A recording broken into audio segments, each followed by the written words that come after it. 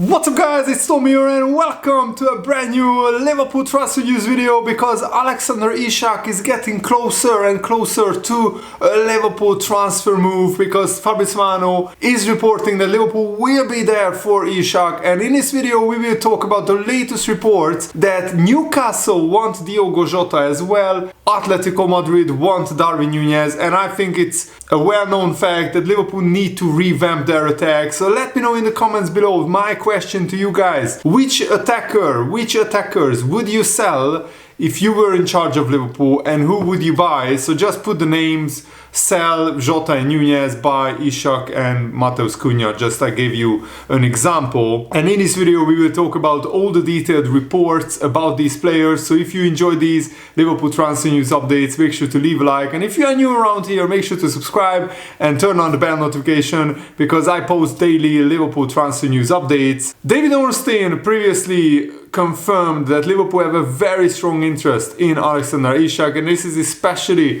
interesting because Liverpool are preparing for the big Carabao Cup final against Alexander Isak's Newcastle, and Fabrizio said that Alexander Isak is the priority target for Arsenal, but also Liverpool are closely monitoring the situation. So for sure Liverpool and Arsenal will be in the mix for the player. It really depends on what Newcastle want to do in terms of the eventual price of the player. If you talk to Newcastle today, they insist that the player is untouchable and not for sale. But when these clubs arrive with important proposals, we have to see what kind of number they will give them. And it must be more than 90 million euros. Forget 70, 80, 90 million euros, Fabrizio is saying. It must be more than this to convince Newcastle. So Liverpool need to at least offer 110 million pounds. That is around 130, 140 million euros. Arsenal will be there, Liverpool will be there for Isak. So for Liverpool it will be a busy summer. But remember what I told you about Darwin Nunez. He is expected to leave Liverpool in the summer transfer window. And Alexander Isak is one of the names that Liverpool have on the list, and I think Alexander Isak's signing could be as much a transformative game changer of a signing as signing Alisson or Van Dijk or Mo Salah was, because remember when we signed those players, Liverpool went from a top 4 club to a title challenging and Champions League winning squad, and in the end we won the Champions League, the Premier League, because of these big game players, these world-class signings. And Liverpool are not shy to spend big when the right player is on the market. We spend like 75 million with add-ons, it could be 80, 85 million for Darwin Nunez. We spent 75 million on Van Dijk, 70 million on Alisson. It will be almost impossible to sign Alexander Isak if Newcastle get into the top 5. It was confirmed last night with the Europa League and the Conference League results, with Man United, Tottenham and Chelsea all qualifying to the quarterfinals, that Liverpool, the Premier League will have 5 teams in the Champions League next season, and Spain also has a 98% chance of having 5 teams in the Champions League. So if Newcastle finish in the top 5, that will be enough for them to get Champions League football, and then it will be very difficult, almost impossible, to prize Isak away. Because Isak then can't say to Newcastle, I want to leave, I want to play in the Champions League. And Newcastle will have a lot more money coming in because of Champions League football as well. And Liam Corless, another journalist, is reporting that an ex-Liverpool player predicted something about Alexander Isak and the transfer plan from Liverpool. And that's former Liverpool defender Steven Warnock, who has a grudge against Liverpool because he was left out of the Champions League final when Rafa Benitez was the manager in 2005, so he likes to bash Liverpool. But he said for Isak, this is his moment to shine in the League Cup final. He has that talent, but can he handle the pressure? If he performs well in the final, bigger clubs may take notice. On the flip side, if he truly wants to stay at Newcastle, winning this trophy would mean everything. Either way, he will be eager to showcase his ability on the big stage. Newcastle haven't won a trophy since like the 1970s or 60s. The last time they won the league is like 1955 or something like that. So this would be a massive trophy for Newcastle. And I think the bigger clubs have already taken notice of Alexander Isak. He doesn't need to perform in the League Cup final for big clubs to know that he's a world-class player. And Liverpool have a 5-man shortlist when it comes to attacking signings that they are interested in. João Pedro, Matheus Nunes, Alexander Isak, Anthony Gordon is also on the list. He's like more of a winger, not a striker. But Liverpool are planning a big summer after 2 kind of inactive transfer windows. And of course, if Isak is not available, if Newcastle are not willing to sell or retire, if they are really asking for 150 million, Liverpool are not paying that, then we will turn our attention to Matheus Cunha, who is a little bit too emotional for my liking, but he is definitely a Liverpool level player. And João Pedro is a little bit too inconsistent, but he's also a pretty decent option. And apparently Liverpool have a very exciting transfer plan coming up for the summer, and the Newcastle trio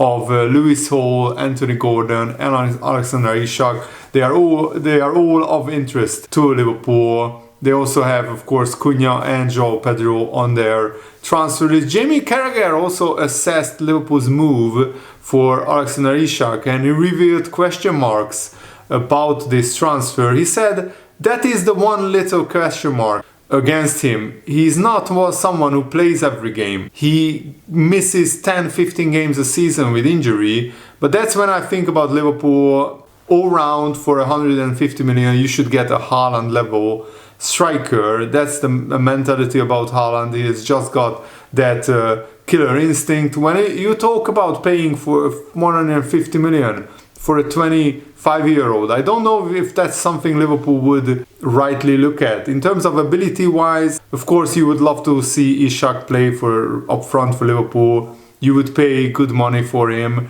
But we just know as well as anyone the model of Liverpool. I don't know if they pay that for someone who is 26 years old next season. And Alexander Isak is having a terrific season. As you can see, 19 goals in the Premier League, another 3 goals in the domestic cups, 5 assists in the league as well. The bottom line is Isak is a genuine target for Liverpool, and I think we will try hard to sign him. It will all depend on how the season finishes for Newcastle, and also whether Isak really wants to leave Newcastle or whether he sees his future there. But there is a very interesting subplot to this story, because Newcastle United want to sign an attacker themselves and they are interested in Diogo Jota. Will Lancaster is reporting alongside Darwin Nunez, Diogo Jota could leave Liverpool as well. And then I think we need to sign 2 strikers, because just one striker is not enough. And I can see Liverpool signing Matheus Cunha and João Pedro. That could be 2 exceptional signings for like a combined maybe 110 million pounds. Would that be better value for money than signing just one player like Alexander Isak for 120 million pounds? And Ben Jacobs said that even though Diogo Jota's exit is not a priority for Liverpool, if a big offer arrives for Jota and he wants to leave, then Liverpool will listen to these offers. When Jota plays, he's very good in front of goal. The problem is that he missed a lot of games throughout his Liverpool career. We will look at his injury history. He scored 46 Premier League goals in 115 games, and with 64 goals in all competitions for Diogo Jota. But his injury problems and the lack of game time at Liverpool could maybe see him leave, and maybe Jota would want to go to a team where he plays regularly. He only played 18 games in the Premier League out of 29. He only scored 5 goals and 3 assists in the league in those 18 games. So his output went down a little bit from last season. He has 1.9 shots per game, 0.6 dribbles. And this is what Ben Jacobs said about Diogo Jota. Yes, other Premier League clubs could move for him. It's a possibility that Jota could go. I wouldn't say it's a priority exit. A lot would depend on Jota and whether he feels he will get regular minutes on the Arne slot. He's certainly not being forced out of the club, but of the names that could be a potential exit, I would rank Darwin Nunez a lot higher. There is interest from Saudi Arabia and from Atletico Madrid in Darwin Nunez. We know the likes of Luis Diaz, Cody Gakpo and others have been favoured at times instead of Jota, but he has that versatility where you can play him in more than one position. Liverpool value him a lot as a squad player, but ultimately Jota may get other opportunities at other clubs. The Jota exit is not guaranteed, but there is a realistic possibility that other clubs will make an approach to Liverpool to better understand the situation. Jota wants European football, ideally Champions League football. And other attacking woes mean that Jota might stay because Chiesa and Darwin Nunez are very likely to leave. Would Liverpool sell 3 of their star players, attacking players, in one summer transfer window? That's a major rebuild in the attack. But Jota may want to play for a club where he gets regular minutes. If Liverpool sign Matheus Cunha or Alexander Isak or even João Pedro, Jota might find himself on the substitutes bench next season again, and would he want to stay at Liverpool being a second choice striker? I'm not sure. But if Chiesa is sold and Darwin Nunez is sold, there is an argument to be made that Jota should stick around and stay at Liverpool because he will get a lot more playing time, a lot more opportunities. This is the problem with Jota. This season he already missed 15 games. Last season it was 23 games. The season before 24 games. He had one season where he was playing a lot, 55 games in the 21-22 season, and he scored like 21 goals in that season, and another like 4 or 5 assists, so he had like 25 goal contributions. So when Jota is playing a full season, he's very good, but the problem is on average he's missing about 20 games a season, and that's not a good look. According to Sky Germany, Jota is part of a list of summer sales. Chiesa is as well. Jota has been called the best finisher Liverpool have had in the Premier League by Sky Sports expert Jamie Carragher. He is now on an 8-game barren run without a goal. And according to Sky Sports Switzerland, Nunez has already made his mind up about leaving Liverpool, but Liverpool are already selling Nunez and putting him on the transfer list, and I think his body language, his demeanor shows that he's the player who knows that he's leaving Liverpool. Darwin Nunez is tired of the gloomy English climate, that's what the report says, and he would like to join a club closer to his Latin culture, and he has opened the door to a departure this summer. I think he just wants the change of scenery. He would like to go to probably Atletico Madrid. He's not good enough for Real Madrid or Barcelona, but he could be a success at Atletico Madrid, or maybe Saudi Arabia if they want to pay big money for Nunez. But Atletico Madrid is also quite strong financially. They paid 80 million for Julian Alvarez. But Atletico Madrid CEO Miguel Angel Gilmarin has poured a little bit of cold water on these Darwin Nunez to Atletico rumors. He said, a move for Darwin Nunez? We are not looking for a striker. Our team needs reinforcements in other positions, which is what the Atletico management is currently discussing. Nunez is not part of the club's transfer plans for the upcoming period, and the reports about our interest in the player are completely baseless. That doesn't mean, of course, that Darwin Nunez is not going to Atletico Madrid, because Simeone is a big admirer of Nunez's physicality and attacking instincts. He sees Nunez as a long-term successor to Antoine Griezmann. The problem is Nunez has, of course, a lot of physicality, a lot of pace, but he doesn't have the game intelligence. He doesn't have the killer instinct that many strikers have. Antoine Griezmann is so much more intelligent. He has so much more vision and game intelligence and coolness, calmness in front of goal. That doesn't mean Nunez can't be a success at Atletico Madrid if he's surrounded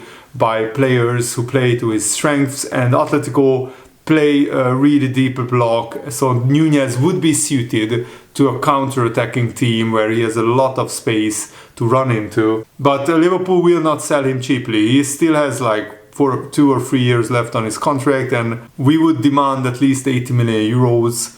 That's like 65-70 million pounds. I think for that amount, I think if anybody pays 60-65 million for Darwin Nunez, I think that would be a great deal. Atletico would need to make a major effort to land Darwin Nunez though, And this summer transfer window will be crucial in Darwin Nunez's future. I would prefer him to go to Atletico Madrid to see him shine in La Liga. I think that league would suit him quite well, especially Atletico Madrid's tactics and playing style. As I said, he would love to play in a counter-attacking team, and Diego Simeone, who is a very emotional manager, he could get the best out of Darwin Nunez. But the future is away from Liverpool for Darwin Nunez. I think we can safely say that. Let me know what you think in the comments below. Thanks for watching, guys. Hope you enjoyed this. Have a lovely weekend. Come on, Liverpool. Let's win the League Cup final and win our first trophy of the season under Arne Slot. See you later. Goodbye.